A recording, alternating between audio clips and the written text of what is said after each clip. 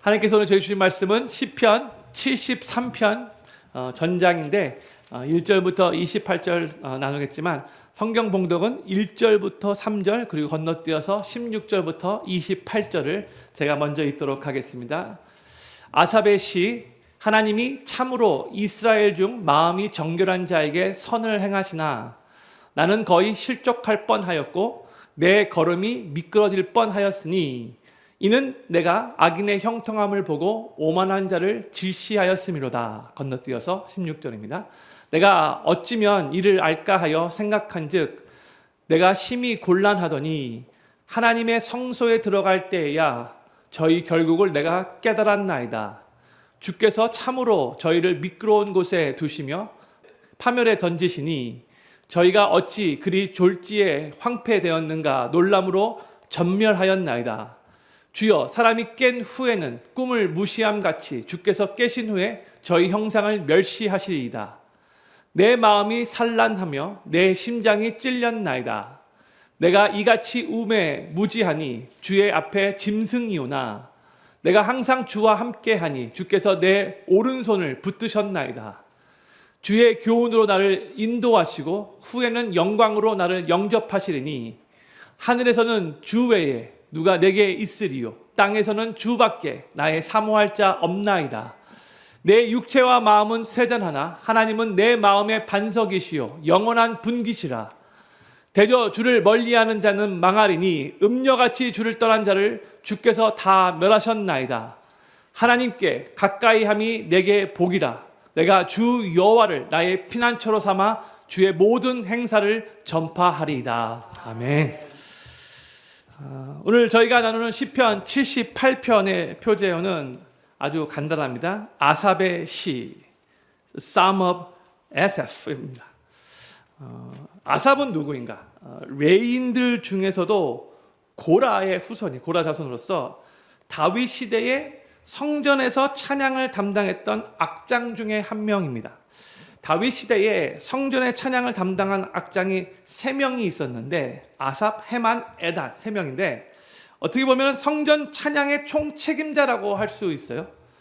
그런데 이제 민수기 16장을 보면 이스라엘 백성들이 출애굽을 하고 광야 생활을 하던 중에 이 고라, 그 당시에 고라라는 사람이 모세와 이 하나님을 대적해서 반역한 사건이 기록되어 있어요.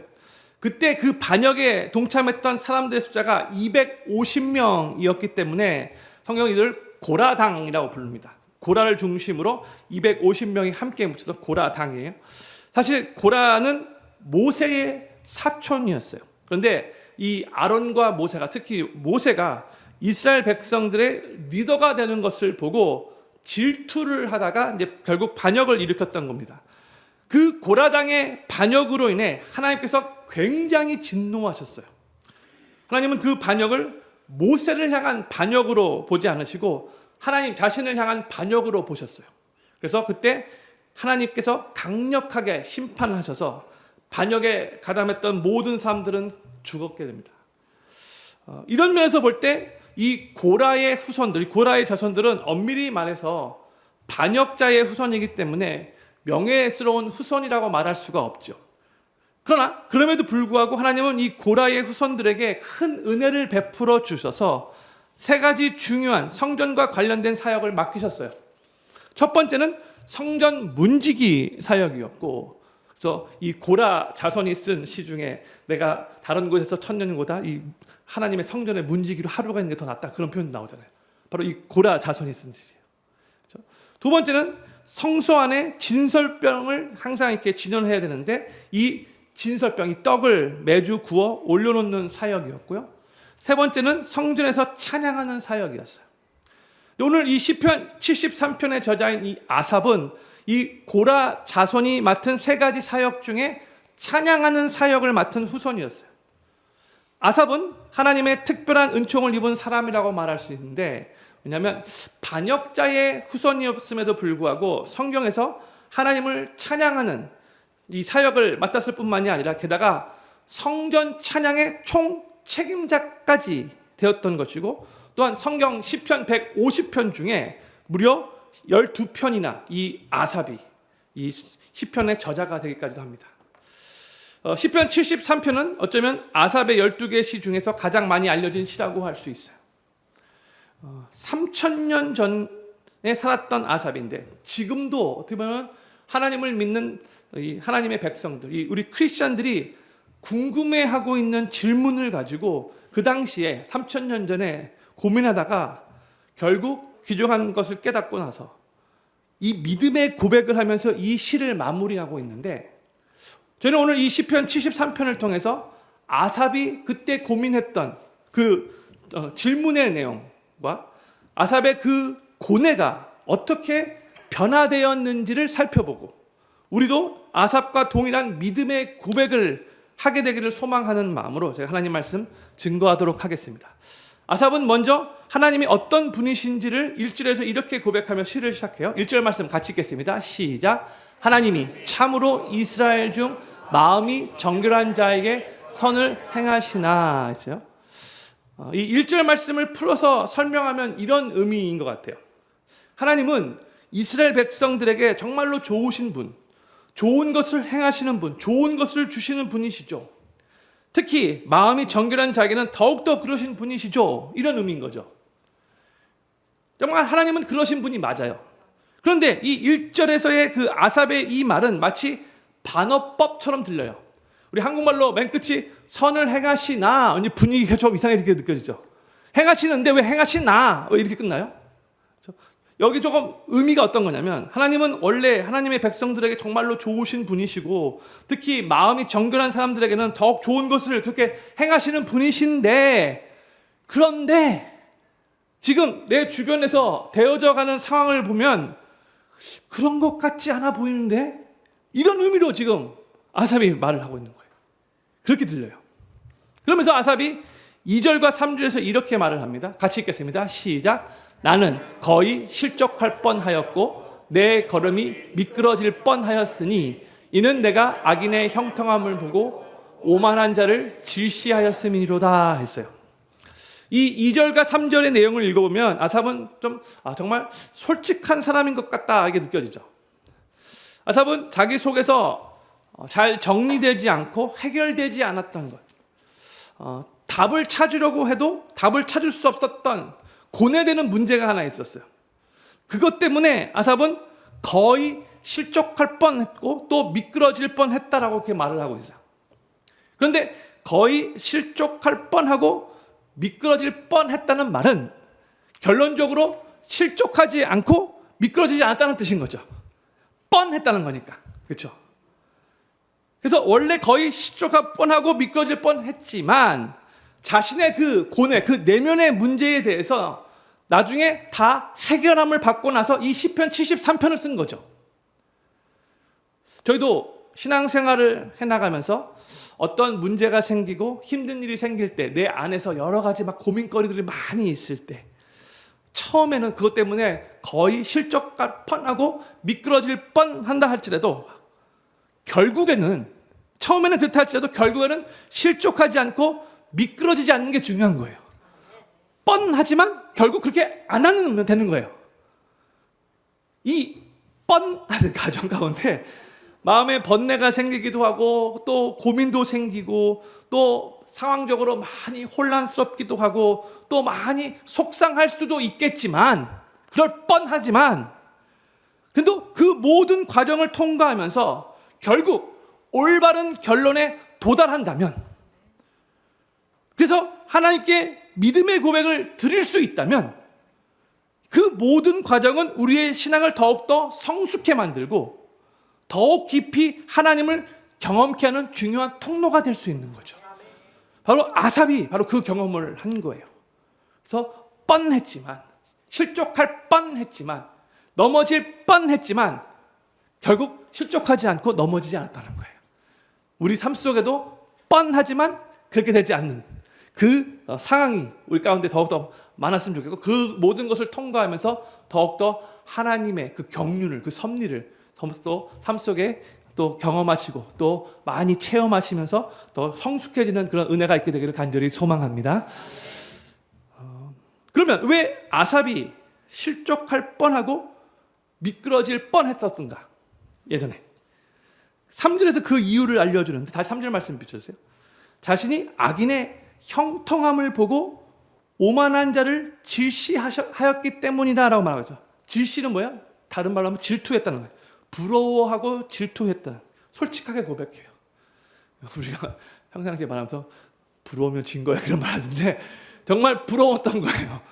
저 악인들이 형통한 것 같아 보일 때 은근히 부러웠어요. 질투했어요. 그래서 실족할 뻔했던 거예요. 그러면서 좀 더 구체적으로 그 악인들, 그 오만한 자들이 어떤 모습을 보였는가? 어떤 모습 때문에 이 아삽이 질투하면서 실족했을 뻔했을까? 4절과 5절이 이렇게 말씀. 같이 읽겠습니다. 4절 5절. 시작. 저희는 죽는 때에도 고통이 없고 그 힘이 강건하며 타인과 같은 고난이 없고 타인과 같은 재난도 없나니 그랬어요. 지금 아삽이 예전에 이런 식으로 생각했다는 거죠. 이렇게 말하는 거예요. 저 악인들, 저 오만한 자들은 살면서 자기 맘대로 막 악한 행동, 악한 말도 막 하면서 막 살았는데 근데 보면 별 고통도 없는 것 같고 아무런 재앙도 받지 않는 것 같고 도리어 평안하게 죽음을 맞이하는 것 같아 보인다는 거죠. 너무 속상했다는 거예요. 막 살았는데 저 악인들은 하늘로부터 갑자기 벼락을 맞든지 아니면 끔찍한 사고나 뭐 재앙을 당하든지 아니면 뭐 고생 죽도록 하다가 결국 마지막을 그렇게 아주 그냥 쌤통이다 그런 마음이 들 정도로 그렇게 끝을 냈을 거라고, 그렇게 끝을 내는 게 당연한 거라고 생각했었는데 도리어 보면 남들보다 건강하게 더 오래 잘 살고 별 문제 없이 편안하게 살다가 편안하게 죽는 것 같이 보였다는 거예요. 아삽이 보기에. 악인들이 악한 행동을 하며 살 때 그 악한 행동 때문에 심판이 그 삶에 곧바로 임한다면 자신들의 그 악한 행동을 내가 나쁜 짓을 했기 때문에 이렇게 엄청난 그런 고통이 임하는구나 이렇게 깨닫고 뉘우치고 반성하면서 또 그 주변에 있는 사람들도 저 사람 봐라 역시 악한 짓 하다 보니까 결국 인생이 저렇게 비참하게 그렇게 흘러가는구나, 인생이 저렇게 비참하게 끝나는구나 이렇게 사람들도 생각하게 될 텐데 근데 도리어 저 악인들은 그 반대로 더 오만방자한 삶을 살고 있는 것 같이 보이는 거죠. 이게 정말 마음이 너무 힘들게 하는 거였어요. 이게 아삽이 생각할 때 이게 도저히 이런 일이 일어서는 안 될 것 같아 보였던 거죠. 그래서 6절부터 9절에서 또 이렇게 아삽이 말을 해요. 제가 천천히 읽겠습니다. 그러므로 교만이 저희 목걸이요 강포가 저희의 입는 옷이며 살찜으로 저희 눈이 솟아나며 저희 소득은 마음의 소원보다 진하며 저희는 능욕하며 악하게 압제하여 말하며 거만히 말하며 저희 입은 하늘에 두고 저희 혀는 땅에 두루 다니도다. 계속해서 아삽이 저 악인들을 이렇게 지금 묘사하고 있는 거예요. 다시 6절 비춰주세요. 6절에 교만이 저희 목걸이다라고 이렇게 말을 하고 있죠. 그 당시에 이제 목걸이는 보통 자신의 신분을 나타내는 장식의 역할을 했어요. 그래서 악인들의 가장 두드러진 특징이 바로 교만이라는 것을 이렇게 시적으로 표현한 거예요. 그리고 이제 6절 후반부에는 강포가 저 악인들의 입은 옷이다라고 이렇게 말하죠. 사람들 항상 옷을 입고 다녀야 하잖아요. 그래서 강포가 옷이었다는 맛은 악인들에게는 폭력이 일상이었다는 거예요. 자신이 갖고 있는 바로 그 권력과 힘을 가지고 연약한 사람들을 막 짓눌렀다는 거예요. 포악하게. 그 악인들이 전 삶을 살았다는 거죠. 또 7절 보세요. 7절. 살찜으로 저희 눈이 솟아났다라고 이렇게 표현하고 있어요. 이 말은 그만큼 호의호식하며 살았다는 거예요. 악인들이. 악인은 얼굴까지 막 살로 줄 정도로 그렇게 잘 먹고 살았다는 그런 뜻이에요. 그리고 7절 후반부에서는 저희 소득은 마음의 소원보다 진하다 이렇게 표현하고 있죠. 그러니까 저 악인들이 나쁜 짓을 해서 돈도 많이 벌었다는 거죠. 아삽이 어쩌면 이걸 제일 질투했던 것 같아요. 이걸 제일 부러웠던 것 같아요. 나쁜 짓 하는데 돈도 잘 벌어. 그런 의미인 거예요.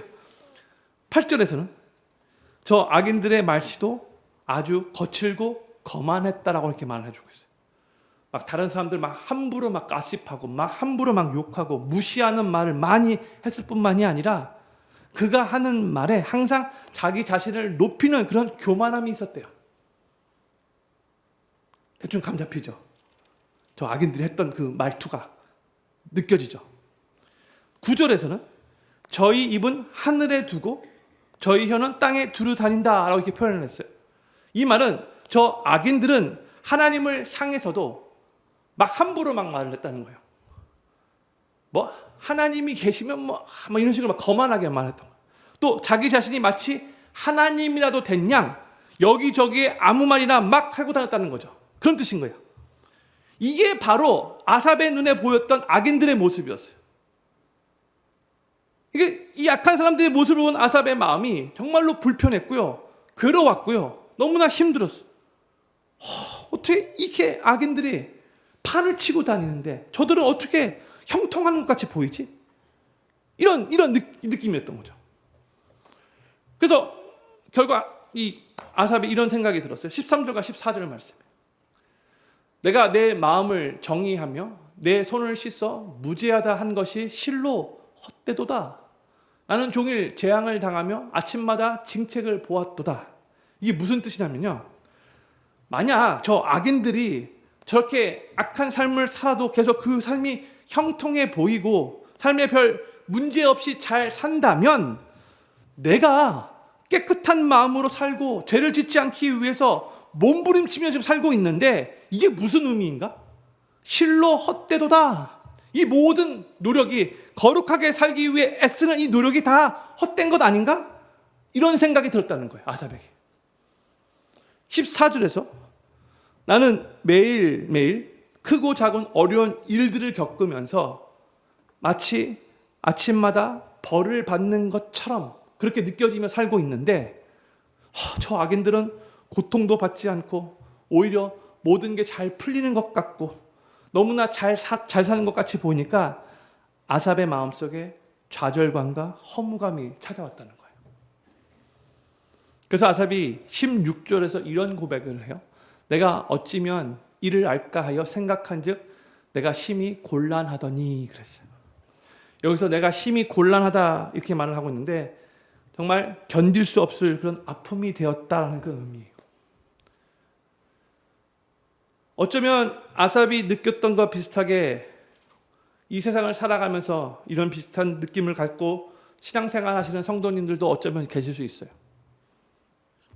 열심히 교회에서 섬기고 또 기도도 열심히 하고 또 새벽 제단도 쌓고 또 열심히 교회에서 봉사했는데 그러면 하나님이 내 삶에 정말 좋은 일들로 많이 축복해 주실 줄 알았는데 내 삶을 보면 여전히 많이 힘든 것 같고 또 열심히 하나님 믿으며 신앙생활하는 성도들 가운데 보면 많이 가난한 사람들도 있고 또 열심히 신앙생활하는데 병에도 걸리고 또 정말로 피곤하게 일하고 돈 벌으며 먹고 살기가 정말로 쉽지 않은데 그런데 하나님을 전혀 믿지 않고 자기 마음대로 막 사는 사람들 보면 잘 먹고 잘 사는 것 같아 보이기 때문에 너무나 마음이 힘들 수 있는 거죠.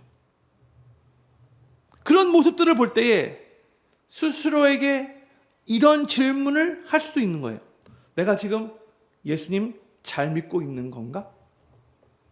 내가 지금 혹시 너무나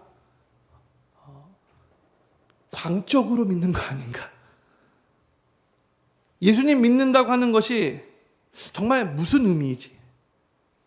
정말 예수님 잘 믿는 게 정말 진짜 최고의 가치인가? 사도 바울이 예수라는 지식이 가장 고상하라고 말하는데 사도 바울은 조금 맛이 갔기 때문에 그렇게 표현한 거고 정말 내가 생각할 때는 예수님 믿는 게 정말 최고의 가치 같지가 않은데 혹시 성도님들 중에 이런 질문을 스스로에게 해보신 분이 계신지요? 아까도 말씀드렸듯이 이러한 질문을 했다는 것은 이제 실족할 뻔한 상황이 있는 거죠. 그렇지라도 중요한 것은 뭐냐? 이런 질문들을 하는 것 자체는 괜찮지만 그 다음에 거기서만 끝나면 안 되고 그 질문에 올바른 답을 찾을 수 있어야 되는 거죠. 아삽과 같이 실족할 뻔했고 넘어질 뻔했지만 결국 실족하지 않고 넘어지지 않는 게 중요한 거죠. 이러한 지금 우리 주변에 일어나는 그 상황들을 보고 특히 저 악한 사람들이 이상하게 잘 되는 것 같아 보일 때에 너무나 고민이 되고 너무나 속상하고 너무나 혼란스러울 수 있겠지만 실족할 뻔하겠지만 그럼에도 불구하고 우리는 정말로 하나님 믿는 하나님의 백성으로서 이 고뇌 가운데 올바른 답을 찾을 수 있어야 돼요. 저는 이 아삽이 이미 그 답을 찾았는데 아삽이 찾은 이 답을 통해서 우리도 같이 아삽과 같이 아멘으로 화답하며 믿음의 고백을 할 수 있기를 바라요. 아삽이 악한 자들이 형통하는 것 같아 보이고 그들의 삶이 너무나 잘 되는 것 같아 보여서 처음에는 허무감을 느끼고 좌절감까지 느꼈었지만 실족할 뻔했지만 이제 17절부터 뜻밖의 반전의 고백을 해요. 완전 16절까지의 분위기와 17절부터의 분위기가 완전 달라요. 17절 말씀 같이 읽겠습니다. 시작. 하나님의 성소에 들어갈 때야 저희 결국을 내가 깨달았나이다. 아멘. 보세요. 그동안 아삽이 생각하고 있었던 것이 100% 추루가 아니었다는 거죠. 하나님의 성소에 들어갔을 때에 드디어 저는 누구예요? 악인들의 결국 그 결말을 내가 올바르게 깨달았다는 거죠. 지금 눈에 보이는 그 현상이 다가 아니라는 것을 알게 되었다는 거죠. 그동안 세상에서 일어난 일들을 볼 때, 특히 저 악인들이 막 형통하는 것 같이 보일 때에 마음이 상하고 막 허무하게 막 느껴졌는데 내가 지금 하나님 올바르게 잘 믿고 있는 건 맞아?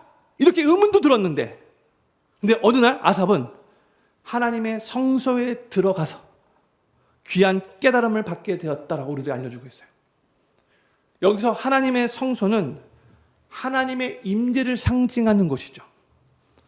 하나님께서 하나님의 존재를 의도적으로 드러내 보이시는 장소가 바로 성소인 거예요. 그렇죠? 하나님께서 하나님의 백성들에게 내가 너와 함께 하겠다라고 약속해 준 장소가 바로 성소인 거죠. 지금 우리들에게는 신학시대에 지금 우리에게는 예배가 바로 하나님의 임재를 경험하는 성소라고 말할 수 있어요. 또한 성경 말씀도 성소가 될 수 있는 거고 기도 시간도 하나님의 임재를 경험하는 성소가 될 수 있는 거예요. 그렇죠? 우리가 하나님의 임재 앞에 올바르게 서게 될 때 우리는 비로소 하나님의 관점으로 하나님의 시선으로 이 세상을 또한 우리의 인생을 올바르게 바라볼 수 있게 되는 거예요. 그 하나님의 시선을 갖는 게 중요한 거죠. 나의 느낌이 아니라. 아삽은 하나님의 성소에서 하나님의 그 임재 앞에서 하나님을 깊이 만났는데 바로 그때 크게 세 가지를 깨닫게 되었고 그로 인해 그 속에 있었던 그 모든 그 고뇌가 그 혼란스러움이 다 해결되었고 그의 삶이 변화되어 하나님을 믿음으로 고백할 수 있게 된 거예요. 그러면 우리 세 가지가 무엇인가? 아삽이 하나님의 임재 앞에서 깨달은 것 세 가지는 무엇인가? 첫 번째는 결국 악인은 심판받아 멸망하게 될 거라는 것을 깨달았어요. 눈에 보이는 것은 형통한 것 같이 보였지만 아니라는 결국 하나님께서 저 악인들을 가만히 놔두시지 않을 거라는 것을 깨닫다는 거죠. 오늘 본문 18절 19절을 보면 하나님께서 결국 악한 자들을 어떻게 다루실 것인가를 아삽이 깨닫고 이렇게 고백을 해요. 18절 19절 같이 읽겠습니다. 시작. 주께서 참으로 저희를 미끄러운 곳에 두시며 파멸에 던지시니 저희가 어찌 그리 졸지에 황폐되었는가 놀람으로 전멸하였나이다 했어요. 또 27절 말씀 같이 읽겠습니다. 시작. 대저 주를 멀리하는 자는 망하리니 음녀같이 주를 떠난 자를 주께서 다 멸하셨나이다 했어요. 아멘. 아삽은 악인이 형통하는 것 같아 보여서 부럽고 질투심이 났는데 비록 이 땅에서는 잠시 그 형통함을 누리는 것 같아 보이긴 하지만 저 악인들의 최종 운명은 결국 심판이고 멸망이라는 것을 깨닫게 되었다는 거예요. 다시 19절 말씀. 19절에 보면 저희가 졸지에 황폐되고 전멸하게 되었다라고 말하고 있어요. 갑자기 한순간에 너무나 삐까뻔쩍 아주 그냥 형통하면 잘 나가는 것 같아 보이는데 한순간에 그냥 다 망하게 된 사실을 깨닫게 된 거예요. 그렇게 될 거라고. 그들의 운명은 이걸 깨닫는 거죠. 그리고 20절에서 이렇게 고백을 해요. 20절 말씀 같이 읽겠습니다. 시작. 주여, 사람이 깬 후에는 꿈을 무시함같이 주께서 깨신 후에 저희 형상을 멸시하시리이다. 아멘. 여기서는 그동안 저 악인들이 자랑했던 그 형통함의 모습들이 아주 그동안 찬란하게 보였을지라도 아침에 잠에서 눈을 뜨면, 잠에서 깨면 다 사라져버리는 그 꿈과 같이 아무것도 아니라고 이렇게 고백을 하고 있는 거예요. 지금은 저들이 누리고 있는 부귀영화가 너무나 부럽고 질투심을 유발했는데 저것도 일시적인 거지, 영원한 게 아닌 거지,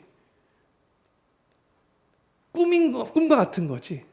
자다가 딱 눈을 뜨면 암만 꿈속에서 정말 모든 걸 다 갖고 있으면 다 누렸다 할지라도 꿈을 깨는 순간 그와 함께 다 끝나는 거지. 저 악인들의 지금 형통해 보이는 그 상황도 그와 마찬가지인 거지. 이렇게 깨달았다는 거죠. 주님이 또 보세요. 깨신 후에는 저들의 자랑이 다 소멸되어지고 저들을 기다리는 것은 심판밖에 없음을 이렇게 말을 하고 있는 거예요. 그러니까 하나님께서 악인들을 그냥 방치해 두고 놔두시는 것이 아니라는 거예요. 하나님은 하나님의 때까지 기다리고 계시는 거예요. 그때가, 그 하나님의 때가 우리는 정말 언제인지 잘 모르겠지만, 정확하게 그때가 언제인지 모르겠지만, 하나님은 하나님의 그 시간대로 일하시는데 하나님의 때가 되면 하나님의 공의로운 심판을 그 악인들에게 행하실 거라는 거죠. 아까 20절에서 주께서 깨신 후에라는 그런 표현이 나와요. 이건 시적인 표현인데, 하나님께서 깨어나시면, 이 말은 하나님께서 등장하시면, 그래서 하나님께서 좀 손을 쓰시면, 하나님께서 정말 공의를 행하기 시작하시면, 하나님께서 반드시 저 부당하게 보이는 그 악을, 저 악인들의 만행을 가만 놔두지 않고 심판하실 거라는 그런 의미인 거죠. 하나님이 하실 거예요. 하나님의 때가 되면 공의로우신 하나님께서 반드시 심판하셔서 저 악인들은 자신들이 행한 그 악으로 말미암아 벌을 받고, 하나님께서 모든 것을 공정하게 공평하게 처리하실 거라는 거예요. 이것을 깨닫게 된 거고, 이것을 믿음으로 선포하고 있는 거예요. 그렇기 때문에 지금 혹시라도 악인들이 형통한 것 같이 보여서 속상하고 혼란스러워진다면, 하나님께서 하나님의 때에 하나님의 방법으로 다 알아서 모든 것을 공의롭게 공정하게 심판하실 거라고 믿으면서 우리가 그 공의로우신 하나님께 모든 것을 다 맡기실 수 있어야 된다는 거예요. 하나님께 맡기면 되는 거예요. 그러면 하나님이 알아서 다 해결하실 거예요. 그리고 우리가 한 가지 또 나누고 싶은, 여기서 좀 생각해보고 싶은 게 하나 있어요. 우리 하나님은 공의로우신 하나님이시면서 또 은혜로우신 하나님이시잖아요. 그렇죠? 그런데 재밌는 게 뭐냐면요, 우리는 보통 나 중심적으로 생각하는 그런 경향이 많잖아요. 그래서 하나님이 다른 사람들에게 공의롭게 대하시기를 너무나 원하시면서도 하나님이 나에게는 은혜로 대하시기를 너무나 원한다는 거죠. 이게 좀 모순적인 거예요. 그죠? 그리고 하나님이 만약 나에게 너무나 공의롭게 대하시는 것 같이 보이면, 그것도 다른 사람들이 너무나 은혜롭게 대하시는 것 같이 보이면, 이거 너무 하나님 불공평한 건 아닌가? 이렇게 생각하는 경우가 많다는 거예요. 이거 우리가 인정해야 돼요. 나 중심적이에요. 정말 이기적이에요. 하나님이 모든 사람들의 그 모든 마음을 다 만족시킬 수 없는 거 아시죠? 왜 우리 마음이 왔다 갔다 하거든요. 다 자기 중심적이거든요. 어떻게 모든 사람들을 그대로 다 만족시킬 수 있어요? 그러니까 그 사람이 생각하는 대로. 그렇죠? 성경 꼭 기억하실 수 있기를 바라요. 실수가 없으신 완전하신 우리 하나님은 우리가 다 이해하지 못한다 할지라도 하나님의 때에 하나님의 방법으로 공평하게 공정하게 악인들을 심판하시고 또 의인들에게는 하나님의 말씀대로 살기 위해 최선을 다해 노력하는 바로 그 하나님의 백성들에게는 하나님께서 은혜를 베푸실 거라는 것을 꼭 기억하시며 믿으시기를 바랍니다. 두 번째로 아삽이 하나님의 임재 앞에서 깨달았던 것은 하나님은 하나님의 백성들을 결국 치유하시고 새롭게 하시는 분이시라는 것을 깨달았어요. 하나님은 악인을 결국 심판하실 뿐만이 아니라 또한 하나님을 간절히 찾고 의지하는 하나님의 백성들을 치유하시고 새롭게 하시는 참 좋으신 하나님이시라는 것. 이게 바로 참 놀라운 은혜인 거죠. 21절부터 23절 말씀을 보면 하나님께서 어떻게 이 너무나 혼란스러워하고 마음속에 고뇌가 가득 찼던 괴로웠던 아삽을 어떻게 하나님께서 어루만지시고 치료하셨는가가 기록되어 있어요. 21절부터 23절까지의 말씀 제가 읽겠습니다. 내 마음이 산란하며 내 심장이 찔렸나이다. 내가 이같이 우매무지하니 주의 앞에 짐승이오나 내가 항상 주와 함께하니 주께서 내 오른손을 붙드셨나이다 했어요. 다시 21절에서 아삽이 자신의 마음이 산란했다 이렇게 말하고 있죠. 이 말은 혼란스러웠다라는 그 의미보다 비럴했다, embittered, 씁쓸했다, 비통했다 그런 의미가 더 맞아요. 또 내 심장이 찔렸다 이렇게 표현하고 있는데 가슴이 찢어지는 듯한 그런 심한 고통을 느꼈다는 뜻이었어요. 아삽이 이런 상황이었어요. 게다가 22절에서는요. 22절 보세요. 예. 그런 본인의 모습이 얼마나 우매해 보이고 무지해 보였는지 주님 앞에서 짐승 같았다고까지 이렇게 표현하고 있어요. 그렇죠? 잘 모르면서도 어떻게 하나님께서 일하시는가 정확하게 잘 모르면서 어떤 일 내가 잘 이해가 되지 않으면 그거 가지고 막 하나님께 따지고 어떻게 이럴 수 있겠습니까? 막 하나님 앞에 막 원망했던 자기 자신을 이렇게 지금 스스로 책망하고 있는 거야, 아삽이. 우매무지한 놈인데 정말 주님 앞에서 짐승 같았다고 그렇게 솔직하게 고백하는 거예요. 이렇게 미련했던 사람으로 말했어요. 이와 같이 가슴에 정말 비통함이 있었고 또 가슴이 찢어지는 듯한 고통이 있었고 우매하고 미련했고 짐승처럼 그렇게 생각했고 그렇게 행했던 바로 아삽이었지만 근데 23절에서 뭐라고 고백을 하고 있는가? 내가 항상 주와 함께하니 주께서 내 오른손을 붙드셨나이다. 여기서 주님이 내 오른손을 붙드셨다는 이 말은 주님이 여전히 사랑으로 나를 붙잡아 주셨다라는 그런 의미인 거죠. 나는 씁쓸해하고 비통해하면서 어찌 이럴 수 있냐고 막 따지는 듯한 그런 분위기였는데 우매하고 무지했던 그런 모습이었는데 그럼에도 불구하고 우리 주님께서 여전히 주님의 사랑으로 나를 붙잡아 주셨다는 거예요. 히브리어 원어를 그대로 직역하면 이런 의미라고 해요. 이와 같은 나의 어리석음에도 불구하고 나는 주의 인자하심 속에 있나이다. 그런 뜻이에요. 여기서 인자하심은 바로 헤세드 사랑인 거죠. 이것이 바로 하나님의 백성, 우리를 치유하시고 새롭게 하시는 방법이에요. 우리는 연약해서 쉽게 깨어지고 부서지고 찢어지는 존재이지만 하나님은 여전히 우리를 주님의 인자하심으로 붙잡고 우리를 만져주시는 분이세요. 하나님의 그 사랑의 어루만짐, 그 하나님의 사랑의 터치, 이게 바로 하나님의 치료의 첫 번째 단계인 거죠. 그런데 주님이 사랑으로 우리를 주의 오른손으로 붙드시는 것만으로 거기서 끝나는 것이 아니라 이제 그 다음 단계로 하나님께서 우리를 이끄세요. 24절에서 뭐라고 말씀하시는가? 같이 읽겠습니다. 시작. 주의 교훈으로 나를 인도하시고 후에는 영광으로 나를 영접하시리니 했어요. 하나님은 사랑으로 나를 만지신 후에 나를 사랑 터치로 하신 후에 이제 하나님의 말씀으로 나에게 교훈을 주시고 나를 인도하신다고 말하고 있죠. 하나님은요 사랑하시고 우리를 붙잡아 주시고 사랑에도 터치하신 후에 그것으로만 끝나지 않고 결국 하나님 말씀의 교훈으로 우리를 인도하시는 거예요. 우리는 하나님의 사랑의 터치가 필요하고 또 하나님의 말씀의 교훈이 필요한 존재들이에요. 그러면서 아삽이 믿음으로 무엇을 고백하냐면 하나님께서 미래에 영광으로 나를 영접하실 거라고 고백을 하고 있죠. 이 세상에서의 삶은 잠시이고 하나님께서 영원토록 자신을 영광스럽게 하실 거라고 지금 믿음으로 고백하고 있는 거예요. 아삽이 자신의 시선을 지금 일시적인 이 땅에 고정시키지 않고 저 영원한 곳으로 자신의 시선을 돌리고 있는 거죠.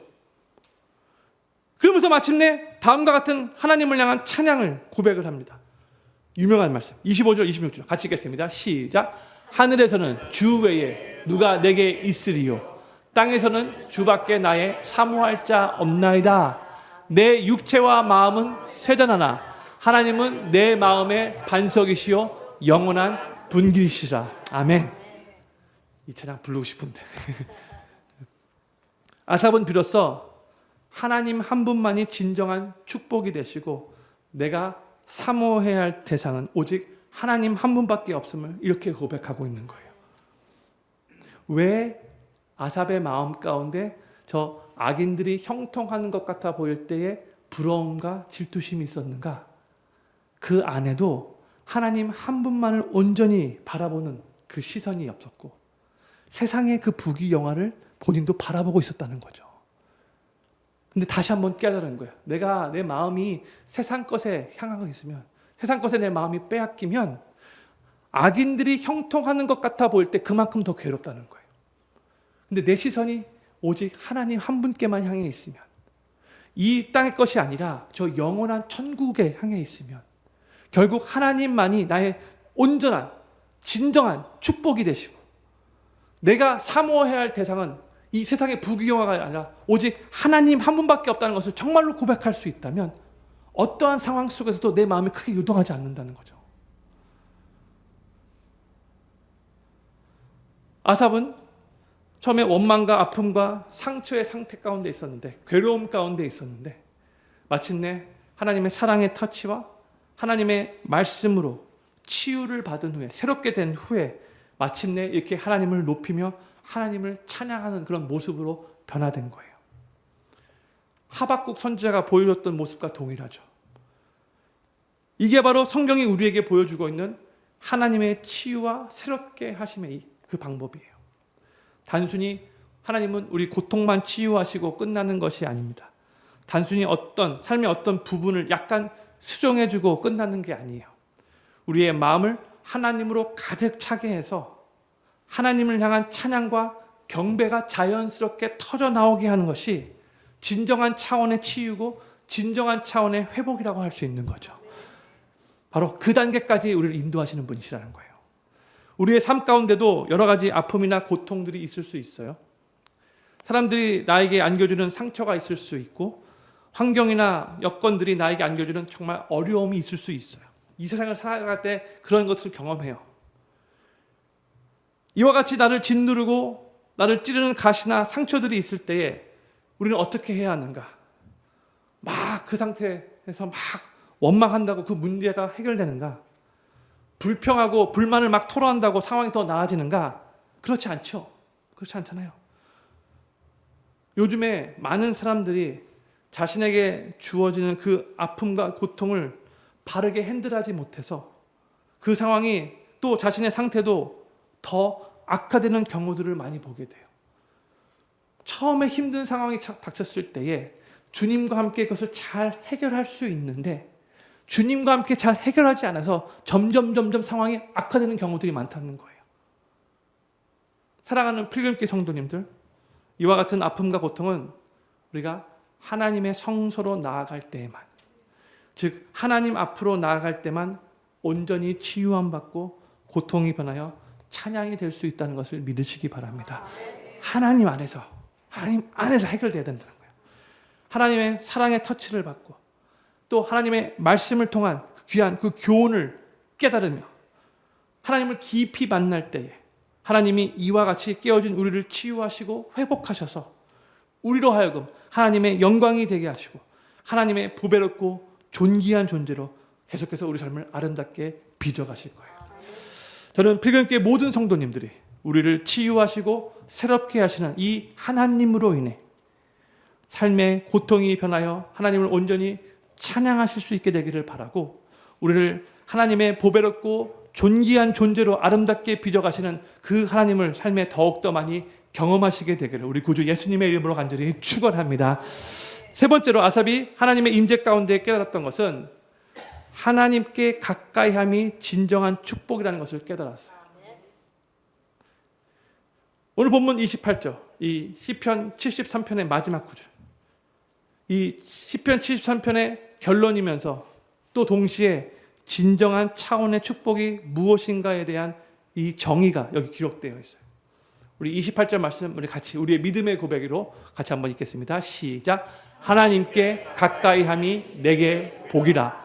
내가 주 여호와를 나의 피난처로 삼아 주의 모든 행사를 전파하리이다. 아멘. 하나님께 가까이함이 복인 것을 믿으시기 바랍니다. 성경은 돈 많이 버는 것을 복이라고 말씀하지 않아요. 출세하고 성공하는 것을 복이라고 말하지 않아요. 높은 자리에 올라가서 많은 사람들을 부르는 것을 복이라고 말하지 않아요. 하나님께 가까이 하는 것을 복이라고 말하고 있어요. 왜 아삽이 이와 같은 고백을 했을까요? 세상의 부와 세상의 성공은 영원하지 않은 거죠. 아까도 말씀드렸죠. 일시적인 거죠. 더 정확하게 표현하자면 내가 이 세상에서 소유하고 성공해서 얻은 것 중에 내가 이 세상을 떠날 때 가지고 갈 수 있는 것은 하나도 없다는 거죠. 다 놓고 가야 돼요. 다, everything. 그렇죠? 그렇기 때문에 이 세상의 것들은 진정한 차원의 복이 될 수 없는 거예요. 일시적인 것이기 때문에. 그러나 하나님은, 하나님의 것은, 영원한 하나님 나라의 것은 그 반대죠. 온 우주 만물이 다 하나님의 것이잖아요. 그렇죠? 하나님 안에 모든 권세와 능력과 영광과 존귀와 부가 하나님 안에 있는 거잖아요. 또한 하나님 안에 참된 차원의 생명이 있고 기쁨이 있고 평강이 있고 삶의 참된 만족이 우리 하나님 안에 있는 거잖아요. 그렇기 때문에 우리는 하나님을 온전히 만나기 전까지는 진정한 차원의 복을 누릴 수 없는 거예요. 우리가 일평생 동안 하나님 앞에 간구해야 할 가장 중요한 기도 제목이 있다면 그것은 하나님 자신을 구하는 거예요. 그 무엇보다도 하나님을 구하는 거예요. 하나님을 가까이 하면 내 삶의 가장 최고의 복입니다. 하나님이 내 인생의 최고의 복인 것을 고백하고 선포할 때에 우리가 세상적인 것에 얽매이지 않고 계속해서 올바르고 말씀 근거한 영원한 목적과 가치를 향해 우리는 계속해서 이 세상을 살아갈 수 있게 되는 거죠. 시편 16편 2절에서 다윗의 고백을 우리도 다시 한번 하기를 원합니다. 같이 읽겠습니다. 시작. 내가 여호와께 아뢰되 주는 나의 주시오니 주 밖에는 나의 복이 없다 하였나이다. 아멘. 주 밖에는 나의 복이 없어요. 다윗은 이스라엘의 왕이 되고 나서 모든 것을 다 가지고 있었고 모든 것을 다 누리고 있었어요. 그런데 다윗에게 있어서 다른 것들은 별로 가치가 없었어요. 그래서 주 밖에는 나의 삶에 복이 없습니다. 이렇게 고백할 수 있었어요. 이 믿음의 고백 위에 우리가 하나님의 자녀답게 살아갈 수 있는 것이고 설사 현실이 우리를 속이고 힘들게 하고 이해될 수 없는 그런 일들이 우리 삶에 많이 일어난다 할지라도 우리는 그 상황 가운데서도 크게 유동하지 않고 계속해서 하나님이 우리를 부르신 그 목적을 향해 저 영원한 천국을 바라보며 오늘도 이 믿음의 경주를 해나갈 수 있는 거죠. 다윗은 같은 이 시편 16편에서 주 밖에는 나의 복이 없습니다라고 고백한 다음에 또 이런 믿음의 고백을 합니다.